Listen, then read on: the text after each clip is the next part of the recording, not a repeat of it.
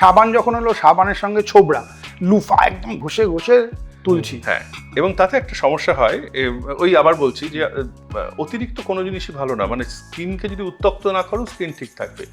আমরা যেটা করি সেটা হচ্ছে স্কিনকে বেশি কেয়ার নিতে গিয়ে স্কিনের সর্বনাশটা আমরা করতে যাই। সেটা হচ্ছে এই ঘষে ঘষে যে তুলতে যাই, তারপরে হয় কি, আমাদের স্কিনের উপরিভাগে যে এপিডার্মিস, কেরাটিন লেয়ারটা ভেঙে ভেতরে ঢুকে যায়, ঢুকে চামড়ার তলায় একটা ডিপোজিট হয়। সেই ডিপোজিটটার নাম হচ্ছে অ্যামাইলয়েড। এই অ্যামাইলয়েড ডিপোজিট হলে ম্যাকুলার কিউটেনিয়াস অ্যামাইলয়েডোসিস বলে একটা অসুখ। ওপর থেকে কিরকম লাগে, কালো, অনেকেই আমরা জানি, আমাদের বাড়ির অনেকেরই থাকে একটা নেটওয়ার্কের মতো একটা কালো কালো কালো কালো ভাব হাতের এখানে স্নানের সময় যে জায়গাটা আমরা ঘষি এবং পিঠে যতখানি পর্যন্ত হাতটা যায়, তার তলায় যেখানে যায় না, পিঠের যেখানটা যায় না, সেখানটা ফর্সা নর্মাল থাকে।